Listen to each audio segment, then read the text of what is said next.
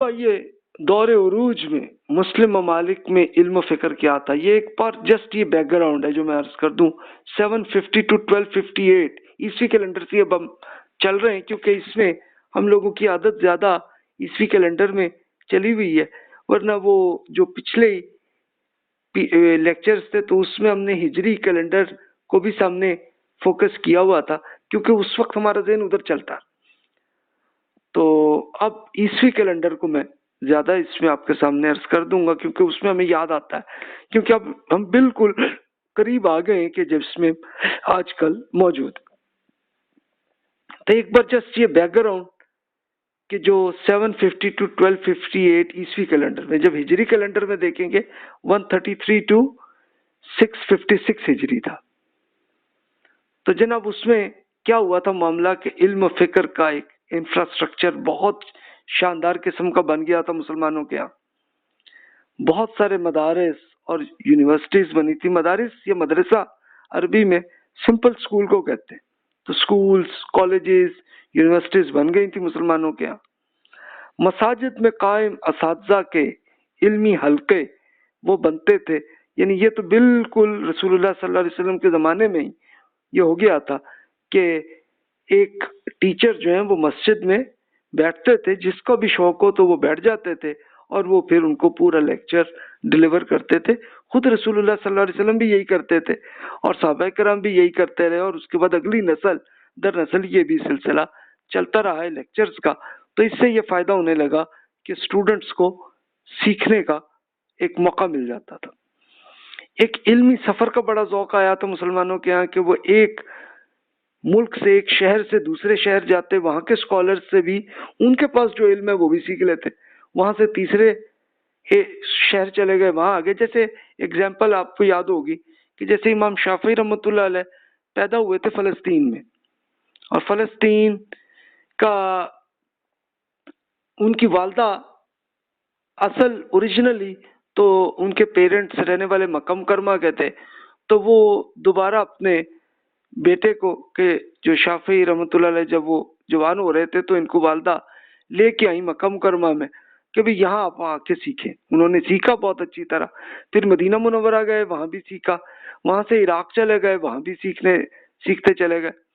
اب جب پورے ایک میچور وہ آئے تو خود گورنمنٹ نے ان کو جاب دی تھی یمن میں، تو یمن چلے گئے، یمن میں وہ کام کر رہے تھے، پھر بہرحال ان کا کچھ وہاں کے گورنر سے اختلاف ہوا، چھوڑ کے وہ ایجپٹ چلے گئے، اور ایجپٹ میں وہ پڑھاتے رہے جب تک زندہ رہے، وہی فوت ہوئے۔ ابھی بھی آپ القاہرہ جو اس کا کیپٹل ہے ایجپٹ کا، تو اس کے آپ پرانے محلے میں چلے جائیں تو وہیں پہ امام شافعی کی قبر جو ہے وہ نظر آئے گی۔ تو میں نے وہاں پہ ایکچولی جا کے بھی دیکھا تھا، تو آپ سفر نامے میں دیکھ لیجئے گا کہ کس کس طرح کی کیا سچویشن تھی کہ کیسے پڑھاتے تھے۔ یہ ایگزامپل ہے ایک ٹیچر کی کہ کیسے علمی سفر اور وہاں سے سیکھ کر کیسے انہوں نے ڈیلیور کیا۔ مناظرے کے حلقے ہوتے تھے جس کو آپ یہ کہہ سکتے ہیں، یعنی اس زمانے کے مناظرے یہ نہیں ہوتے تھے کہ جناب ایک دوسرے کو لڑائی جھگڑے کے ساتھ جناب بڑا ایک دوسرے پہ جگت لگا رہے ہیں اور وہ کریں، ایسا کچھ نہیں تھا، بلکہ وہ ایک دوسرے سے ایک علمی ڈسکشن محبت کے ساتھ آ کے کرتے تھے۔ اختلاف بھی ہے ایک اسکالر میں دوسرے معاملے میں، نو پرابلم، تب بھی بیٹھ کے جناب کھانا کھا رہے ہیں۔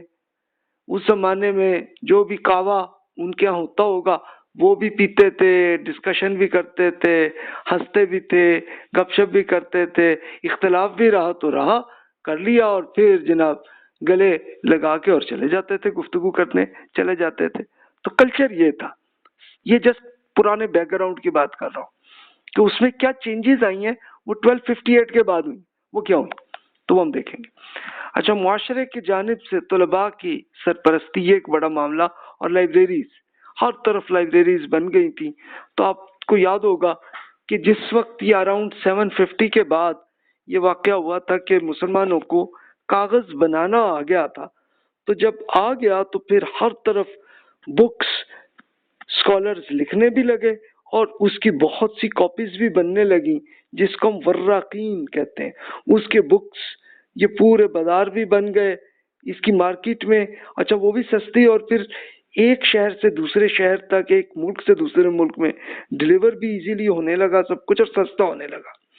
تو پھر یہ ہوا کہ نئے نئے اب جو لڑکے ہوتے تھے تو لڑکوں کو ایک پوری لائبریری بھی مل گئی، بکس بھی فری میں مل گئیں، اور اس کے ساتھ ساتھ پورے جو بھی امیر لوگ ہوتے تھے وہ بھی، اور خود گورنمنٹ بھی، وہ ان کو پورا فنڈ کرتی تھی، اسٹوڈنٹس کو سرپرستی ایسے کرتے تھے کہ جناب آپ یہ اسٹڈی کریں، اور پلیز یہ آپ کا کھانا بھی یہ اویلیبل ہے، جو کپڑے آپ کو چاہیے وہ بھی اویلیبل ہے آپ کے لیے بکس چاہیے وہ بھی سب اویلیبل ہے فری میں، سفر کرنا ہے تو وہ بھی فری میں. تو ہر چیز جو بینیفٹس ہیں سب مل جاتے تھے. تبھی وہی جو اسٹوڈنٹ ہے مل کے بڑے بڑے اسکالر بنتے رہے. کتب کے تاجروں کا پورا ایک عالمی نیٹ ورک بن گیا کہ جس سے بکس ادھر سے ادھر آ رہی ہیں.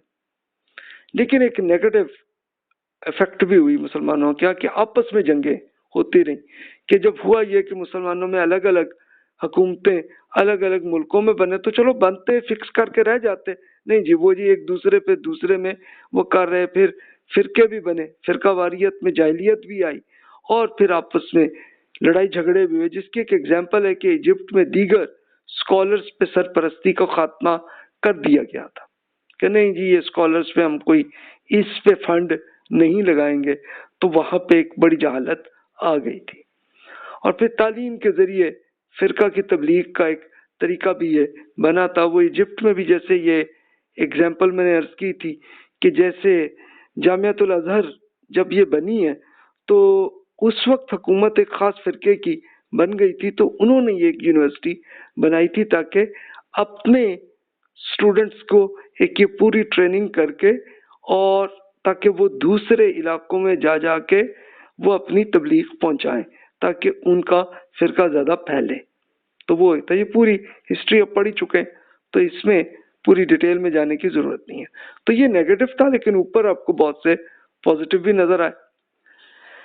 اب ہوا یہ کہ دور جمود اور نظام تعلیم کا جو یہ پیریڈ ہے یہ 1194 to 1258 میں زیادہ ہو گیا تھا. یعنی پہلے بھی تھوڑا سا زوال آیا تھا، تھوڑا بہت تھا، زیادہ نہیں تھا، لیکن اب وہ زیادہ آنے لگا اور ایجوکیشن خراب ہونے لگی تھی. وجہ کیا تھی؟ ایک تو سلجوق سلطنت جنہوں نے بڑی ایجوکیشن کی، بہت انہوں نے یہ سپانسرز وہ تھے اور وہ کر رہے تھے، انہوں نے یونیورسٹیاں بنائی تھیں، لیکن آپس میں زوال آیا اور پھر چھوٹی موٹی ریاستیں بنی تھی اور ان میں آپس میں جنگیں چل رہی اس پیریڈ میں. اچھا وہ ہوتا ہے کہ جب یہ ایجوکیشن کہ جس سے آپ علم و فکر پہ زیادہ فوکس کر رہے ہوتے ہیں تو اس وقت پھر جنگیں نہیں ہوتی. اچھا جنگیں ہو بھی جائیں تو کوئی اتنی زیادہ نہیں ہوتی کہ ان پہ کوئی تھریٹ آ رہا ہو، تو اس لیے لوگ پھر فوکس ان کا اسی میں ہوتا رہا. لیکن اب یہ پریکٹیکلی ہو گیا تھا 1194 آنورڈ کہ چھوٹی چھوٹی ریاستیں آپس میں لڑائی جھگڑے. تو اب جن کو ایک یہ پڑھنے کا اور پڑھانے کا شوق تھا تو وہ ان کو ایک یہ اسپانسرشپ بھی کم ہو گئی. اس کے ساتھ پھر مغلوں کا ایک یلغار آ گئی تھی. چنگیز خان کا 1219 میں سلسلہ شروع ہوا اور پھر اس کے بعد 1258 تک رہا. ظاہر ہے کہ چنگیز خان خود تو وہ 1224 میں ہی فوت ہو گئے تھے، لیکن ان کی اگلی نسل نے آ کے یہ کیا اور اس کے بعد پھر انہوں نے اہل علم کا پورا قتل کیا. لائبریریز، لیبارٹریز، یونیورسٹیز سب کو تباہ کر بیٹھے. بھی اگر تم نے کیا ہی ہوتا، تم نے ایک فتح کر بھی لیا تو چلو اس سے فائدہ اٹھاتے، لیکن نہیں کیا تھا انہوں نے، اس لیے کہ انہیں کوئی پتہ بھی نہیں تھا کہ علم کی کوئی ضرورت ہے. یعنی آپ کو یاد ہوگا کہ انہوں نے پوری اتنی لائبریریز، جو بغداد جو پورا کیپٹل تھا مسلمانوں کا، تو اس میں انہوں نے یہ کیا تھا کہ یار یہ کیا بیکار چیزیں، انہوں نے انہی کتابوں کو پکڑ کے دریا کے اندر پھینک دیا، دجلہ میں. اچھا اب ہوا یہ کہ وہ تو ہوا، لیکن وہ اتنی بڑی بکس تھیں کہ جو ساری دریا میں گئیں تو اس سے پورا ایک طرح کا ایک ڈیم بن گیا تھا، اس سے کہ یہ حالت ہوئی تھی. اچھا اس کے بعد پھر چلو بھی تم اگر مغلوں کی حکومت بھی بن گئی کر لیا تو چلو فائدہ اٹھاتے، لیکن ہوا کیا کہ پولیٹیکلی ان کی آپس میں لڑائی جھگڑے پڑ گئے تھے. یعنی مغل اچھا دوسری طرف سلطنت عثمانیہ میں ترکی میں بڑی حکومت بن گئی، ایران میں بھی بن گئی، اسپین میں، لیکن ساری ریاستوں میں آپس میں پے در پے جنگیں. یہ تو 1258 سے 1924 تک رہا ہے سلسلہ، آپس میں لڑائی جھگڑے. تو اس سے بھی اب یہ علمی ذوق پھر کم ہونے لگا تھا.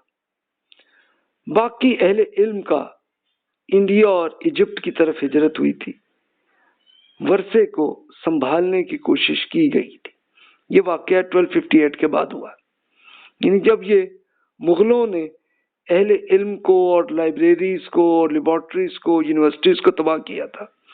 تو اس وقت اہل علم جو بچے تھے انہوں نے پھر یہ کیا کہ اپنی اپنی بکس کو لے کے، اور وہ ان کو پھر ایک سکون کا ایریا ملا، ایک انڈیا اور ایک ایجپٹ، وہاں جا کے سیٹل ہوئے. تو وہاں پہ آپ پھر یہ دیکھتے ہیں کہ یہ اب اگلا پیریڈ 1258 ٹو 1924 تک کے پیریڈ میں انڈیا اور ایجپٹ میں علمی طور پہ کافی امپروومنٹ ہوئی ہے. تو وہ ہوا، لیکن ہوا کیا، جب ہمارا ٹاپک ہوگا آگے. اہل علم میں نفسیاتی اثرات آئے تھے. ظاہر ہے کہ نفسیاتی اثرات تو یہ ہوتے ہیں نا کہ لیٹ سپوز آپ ایک اسکالر ہیں، آپ کا بہت بڑا علم ہے، آپ پڑھتے بھی رہتے ہیں، بکس بھی لکھتے رہتے ہیں، آرٹیکلس لکھتے رہتے ہیں، لیکچرز ڈیلیور کرتے ہیں، لیکن وہاں جنگ ہو جائے تو آپ سائیکولوجیکلی تو پھر آپ پہ ایک بڑا اثر آتا ہے کہ یار پھر ہم کیا کریں. تو وہ پھر پورے آئیڈیاز ہی سارے ختم ہو جاتے ہیں. تو یہ ایک ڈیزاسٹر ہوا تھا، اس میں ڈیٹیل میں اب ہم آتے ہیں، دیکھتے ہیں کہ کیا اس میں رزلٹ ہوا. اس کے لیے میں آپ کو سمپلی یہ کرتا ہوں کہ شیخ محمد اکرم صاحب جنہوں نے یہ کتاب رود کوثر کتاب میں انہوں نے جو سچویشن بتائی تھی اس کی ڈیٹیل کو انہوں نے کیا، تو اس وہی سے آپ کو ایک آئیڈیا ہو جائے گا کہ 1194 ٹو 1947 تک کیا صورتحال رہی تھی علمی اعتبار سے. تو اکرم صاحب نے جیسے وہ بیان کیا تو اسی کو آپ انہی کے الفاظ میں عرض کر دیتا ہوں کہ جب 1187 میں سلطان صلاح الدین ایوبی نے بیت المقدس فتح کیا، بیت المقدس کیا یہ آپ کا فلسطین کا ایریا فتح کیا تھا، تو اس وقت تک علمی، اخلاقی، روحانی اور عسکری اعتبار سے مسلمانوں کا پلہ اہل مغرب سے بھاری تھا. اس کے بعد اسلامی ممالک میں منگولوں کی یورش ہوئی اور پھر 1258 میں سقوط بغداد کا سانحہ پیش آیا. اس سیلاب بلا سے جو عظیم سیاسی اور دینی خطرات پیدا ہو گئے تھے وہ تو اللہ تعالیٰ کے فضل سے عارضی ثابت ہوئے، اور اہل یورپ نے لا مذہب منگولوں نے مل کر دنیا اسلام کے خلاف جو منصوبے بنانے چاہے انہیں بعد تدبیر مسلمان زعماء نے ناکام بنا دیا. لیکن فتنہ مغول نے مسلمانوں کی علمی برتری کا خاتمہ کر دیا. یعنی ہوا یہ، یعنی ایکچولی تو یہ ہوا نا کہ جب مغلوں نے حکومت پہ اب وہ بہت سارے اہل علم کو قتل کیا، بکس کو پورا تباہ کیا، لیبارٹریز کو سب کو کیا، تو وہ تو ہو گیا. تو پھر تو لیکن پھر بھی کچھ اہل علم نے یہ اس کو اپنے آپ کو ڈیولپ کرنے کی کوشش کی. تو وہ ہمارا ٹاپک آگے اب ہم ڈسکس کریں گے کہ کیا ہوا.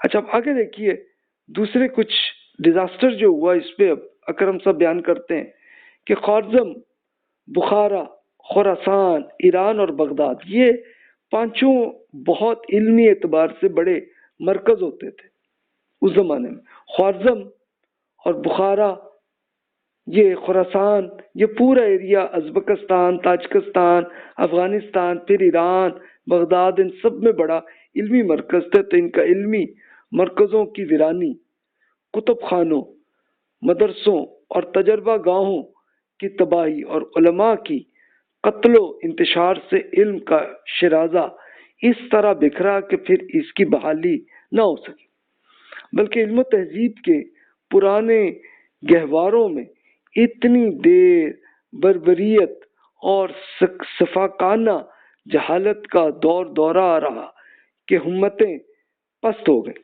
اور خیالات بدل گئے. مغلوں کی تباہ کاریوں سے پہلے اور بعد کے حالات پر غور کریں تو ایسا نظر آتا ہے کہ وہ سانچہ جس میں البیرونی جیسے محققین اور سائنسدانوں کے ذہن ڈھلتے تھے ہمیشہ کے لیے ٹوٹ گیا۔ واقعیت پسندی جس کو ریئلزم کی جگہ فراریت اور علم کی جگہ تصوف کو فروغ ہوا۔